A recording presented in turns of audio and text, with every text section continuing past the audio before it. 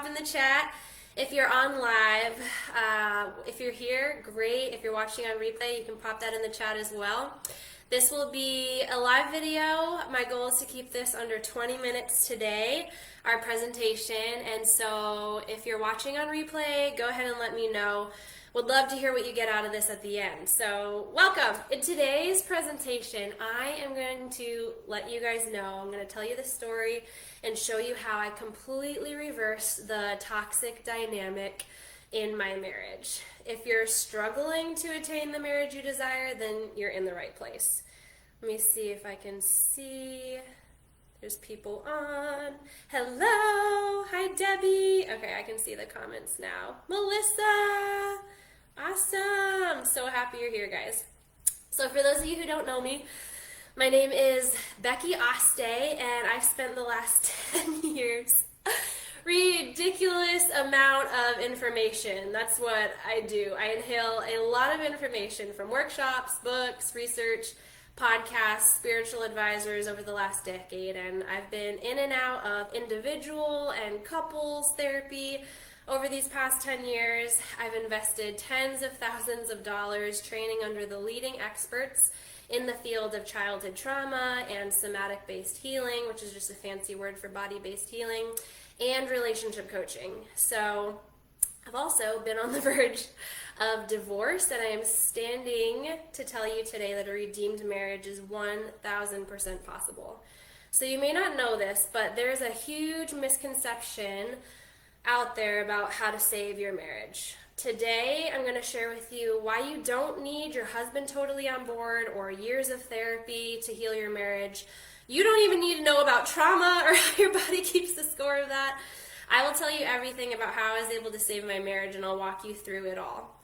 So first, I'll share how I discovered that long-term talk therapy is simply not helping, and in many cases can even be more damaging. So then I'll share with you 3 secrets to a healthy, mutually fulfilling, intimate marriage for yourself.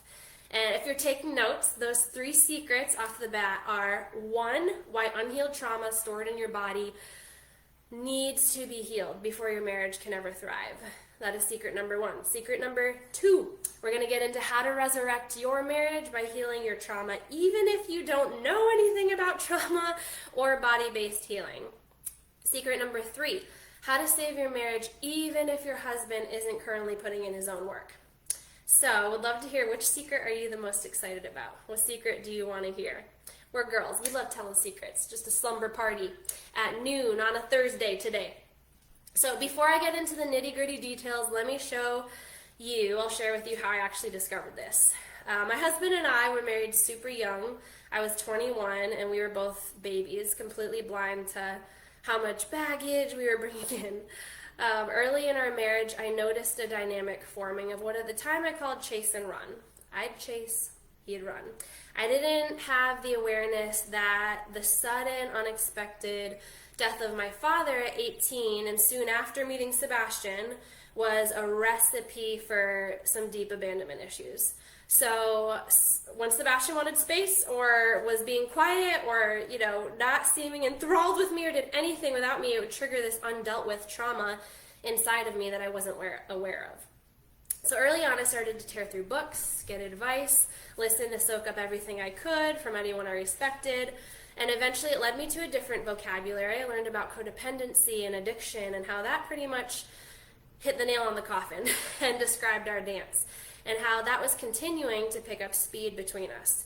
And the more I learned and absorbed and educated myself on externally, it was literally as if my efforts were only adding fuel to the fire, and I had no idea why. I was like, I'm trying so hard. Why on earth is this getting worse? But that's what happened. Things only got worse until our toxic dance reached its head, and we decided on a therapeutic separation so that we could find clarity on whether or not divorce was our only option. And at that time, I just remember my daily theme song felt like, should I stay or should I go? And I'm laughing, but I was so confused. I was in this sad hell of despair and grief, and that's when I came upon, randomly scrolling on Instagram, a relationship coach that stood out to me, started following her, and she literally changed my life. I followed her content every day for 3 weeks, and my gut was screaming louder by the minute that I needed to be in her space.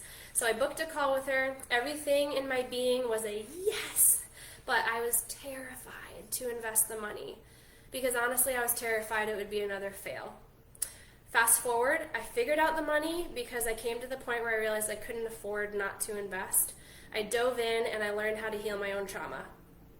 It was the first time I had ever found clarity to that question, should I stay or should I go? From me, not because of what my friends thought or the counselor was suggesting.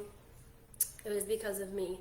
I learned to trust myself and communicate in a radically different way and breathe in my belly literally for the first time in 10 years. And I started dancing differently. Like, I witnessed my husband moving with it. I learned to listen to my body and trust my gut and move out everything that clouded my intuition so I could see clearly in order to show up healed and whole in my marriage, really for the first time ever. And now what I'm experiencing is truly hard to put into words. I still cry when my best friend texts me asking how marriage is going this week. And week after week after week, I'm still like, girl, it's so good. And it feels like a miracle. It's truly a raised from the dead experience. And I'm enjoying my husband from a place of wholeness for the first time ever since meeting him 15 years ago. It still feels wild. So with that said, let's get into the details of how to make this happen for yourself. Enough about me. This is why you're here on this webinar today. So ready for me to gush the secrets? Okay. First secret, why unhealed trauma stored in your body needs to be healed before your marriage can ever thrive. So I am going to show you what an incredible drawer I am right now. I'm going to draw a picture of my best friend Courtney, and that's why I got you on this webinar today, so I could impress you with my artistic abilities. Look at that stick figure. All right, Courtney, meet my best friend. She grew up, hopefully you can see this, in a family with her mom, dad, and brother, who is incredible. He's on the autism spectrum. His name is Grant, okay? So mom and dad, all attention went to Grant growing up, and Courtney really lived in the background. Not because her parents were bad parents. They were doing the absolute best she can, but she learned from a pretty early age on that her voice did not matter. If you can't see that, that's an X over her mouth. She didn't get to voice what she needed. She felt invisible in the home. There was a lot of neglect that by no fault of her parents, that was her experience. Because of the situation, it was so hard.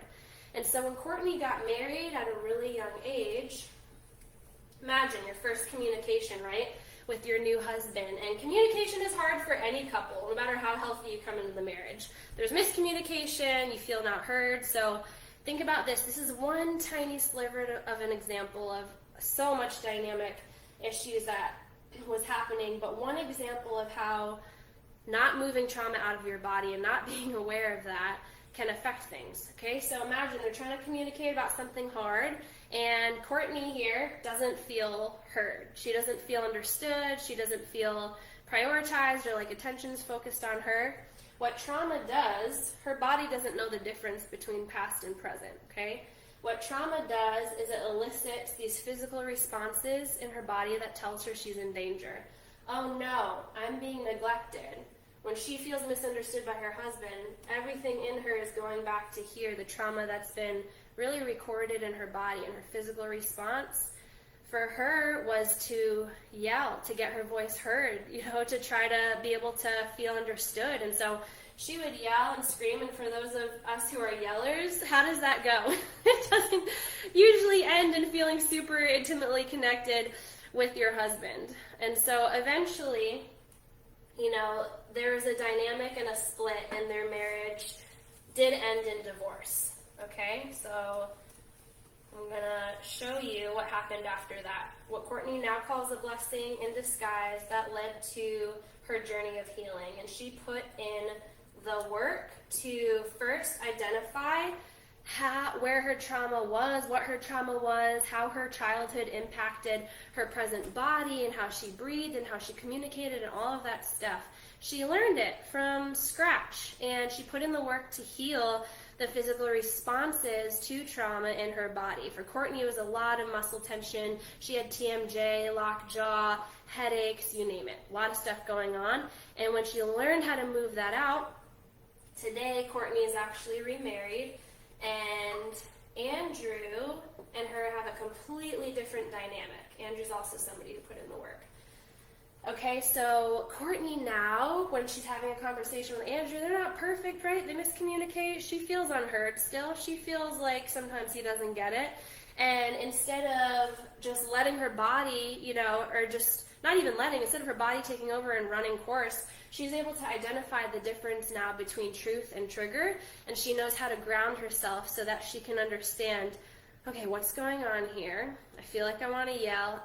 This reminds me of what I went through, what trauma I went through in the past. But this is Andrew. This is not childhood. This is different, okay? I am safe right now. She's able to ground herself, put her feet on the ground, use her tools that she learned from a body-based approach to healing, and be able to distinguish, this is just a trigger. It's not truth. I don't have to yell. I don't have to fight to be heard.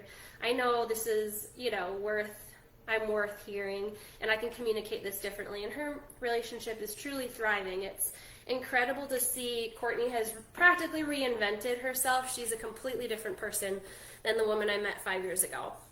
So the idea here is you don't need to find the right therapist or the magic book to save your marriage. It's not something external you're missing at all. In fact, if you're in long-term talk therapy and you have unhealed trauma, talking about the past over and over and over again can actually be more traumatizing. It can be re-traumatizing. So there's a way to do it without harming yourself. And all the answers, guys, are really right inside of you, between you and your God, not a mentor, therapist, book, or podcast. You need to learn to trust you and hear you and your God-given intuition. So with most mainstream therapy and what most people are doing, you have to do all these things like really you don't want to do. And the truth is it can be re-traumatizing without you even knowing it. With a somatic, body-based, front-end approach to healing, that is not an issue. You're not trying to figure out the right external resource to latch onto and depend on. You're healing from the inside out, and you're learning to trust your God-given intuition, your God-given gut. Okay, so here's a bird's eye view of what somatic-based healing delivers. It means you can heal your relationship just by learning to heal and trust your body. If you've been through trauma, the thing is you don't feel safe in your own skin. You need to start there and establish safety before any healing can take place.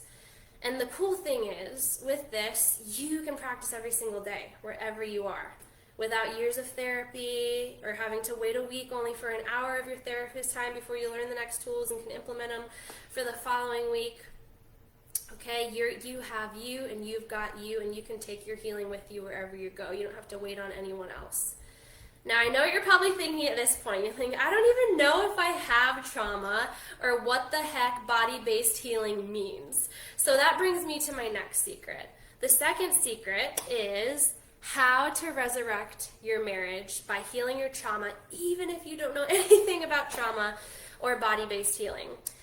The reason is this. Think of my girl Ashley, for example. She was completely new to any kind of body work, a complete beginner. And she would say at first how awkward she felt doing the yoga poses, how awkward they were and new to her. But then starting to practice these brand new skills she had never done before, she started reporting for the first time ever having victories in the dynamic of her communication with her husband. She had been through betrayal trauma and had no idea how to locate any kind of connection between that and her physical body. But she learned it's not rocket science. It's just the mainstream system of healing our society is accustomed to and set up for. So now, Ashley and her husband, they're healing, they're fighting for their love, and they're enjoying vacations together for the first time ever. Triggers are actually strengthening them instead of throwing them off their quicksand foundation that they started on.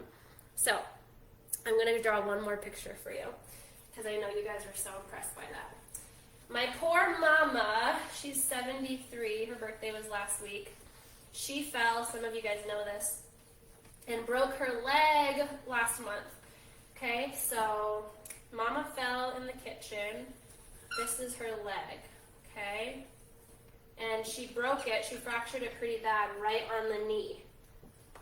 And what happened was she screamed bloody murder, and her husband came running, and she said, I can't put my weight on my leg.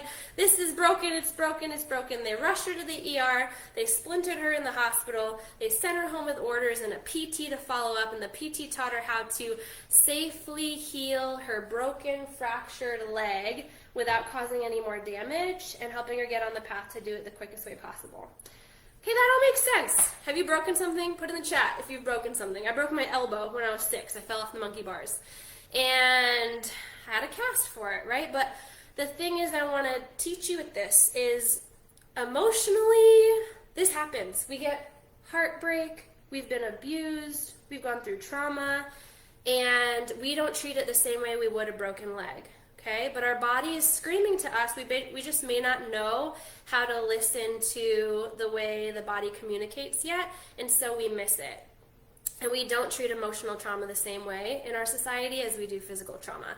And I'm a prime example of that. When my father passed away suddenly when I was 18, it was my first week of college, I got the call and my body was in shock, right? I was traumatized, I was resisting the truth, and you know what I did? I said, I need to go to class. And I literally went to class right after getting the news of my father dying.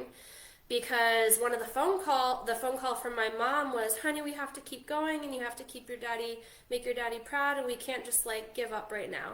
And so in my state of trauma, that was the message that I heard. And so I went to class, and that became the roadmap for how I would deal with trauma for the rest of my life from there on out. Anytime stuff hit the fan, or I went through something hard or painful or grief, I went into busy mode or doing anything I could to not be in my body. I would flee my body, right? And try to distract myself with something else. And we all know what that is like. We have, go to the bottle, right? Well, if we drink too much to escape reality, we lose ourselves on social media, we overeat. There's a million coping reasons, and what it is us just trying to survive. And so it can get us through sometimes keeping our head above water when trauma is in its most intense place, but it is not going to serve you for the long run if you continue to cope by leaving your body in whatever way that is and not learning to listen to it and say, okay, what is my body asking for right now? What do I need? How do I tend to it? Then we're going to create this long-term gimp emotionally.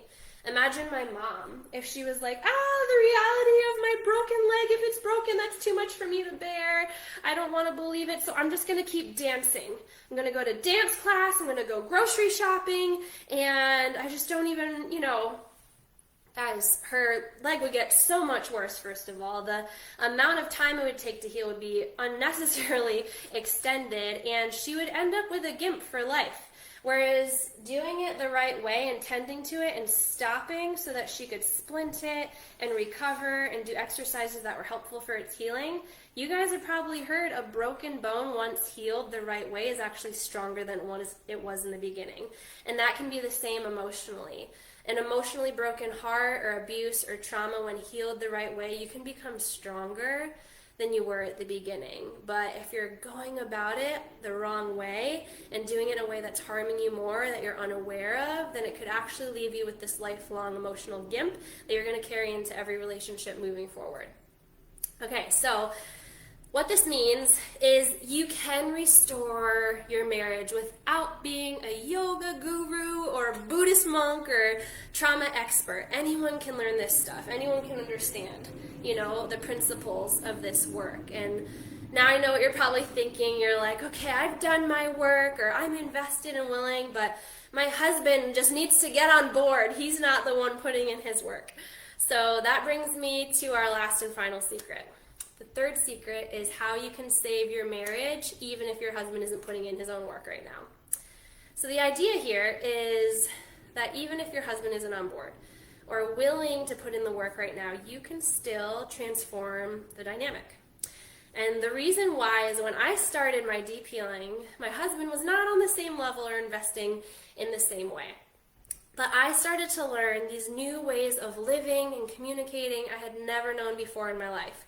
I was changing the dance, and as vulnerable and scary as that felt sometimes, it gave him the opportunity to step differently. I stepped different. He could keep doing the same old steps and step on my toes, or he could move with me. And what happened was, I'll tell you in a sec, but what I had to do first was I had to release any attachment to the outcome of how he would respond. I was doing this for me, but what ended up happening was he sensed that. For the first time ever, I released attachment fully, and he could feel that shift in energy. It's all, in my opinion, about intention. If your intention is to control, change, and manipulate him, his body is going to feel that. It's going to keep getting weirder. But if your intention is to stay in your own boat and heal, his body will feel that too. And he'll feel potentially inspired to work on his own stuff right alongside with you. And I got to witness that happening, and I couldn't believe it. Sebastian was stepping differently with me. We were learning this new dance. He was asking to see the modules I was listening to, and we were doing guided meditations together before bed, like stuff he used to mock so hard, and healing started to grow. So you can absolutely save your marriage without your husband being on board at this very moment. You have a rehearsed dance, do you not? And you know it. It's unique to you and your husband. And someone needs to start stepping differently. You can't wait for him. He's not going to come save you or rescue you, as much as we want that. If you want your marriage to change, you need to step differently. And he totally has the chance and choice to respond the same old way, but he also could have the opportunity to heal as well alongside you. And sometimes that sucks. It sucks being like the bigger person, but let me ask you this. If being the bigger person right now and taking the lead in a new way delivers in the long run a mutually fulfilling partnership and intimacy with your partner that you never dreamed of, would you do it? So let's recap what we learned, okay? We had secret time today. There's 3 secrets. Is 1, why healing your trauma stored in your body is absolutely vital for your marriage to thrive. Secret number 2, we learned how to resurrect your marriage even if trauma is something unfamiliar to you and you don't know anything about it, or body-based healing. Secret number 3, we learned how you can save your marriage even if your husband isn't putting in his own work. So let me ask you a question, and you can answer this in the chat. If you had the choice between trying to do this all yourself without any guidance, that's number 1. Or number 2, work with somebody who's already done it time and time again to help you, guide you, and work with you to get the results, which would you choose? Type a 1 in the chat if you prefer to go it alone, and a 2 in the chat if you would rather have help and guidance. I'm not able to see the chat right now, but I'm feeling a lot of 2s. So that's good news. Explore more and learn how this can work for you to have my help. I want you to click on the link and book a strategy call with me personally. We can deep dive and talk about where your marriage is at, your unique history, and together come up with an action plan that gets you where you want to be. So remember, once those 5 spots are taken, I'll be launching this course at a much higher investment. So now is the time to take action. Decide today that you'll reclaim your marriage and book a call with me right now. Thank you so much for hopping on with me. I love you guys so, so much from the bottom of my heart, and I can't wait for your strategy call. Have a great day.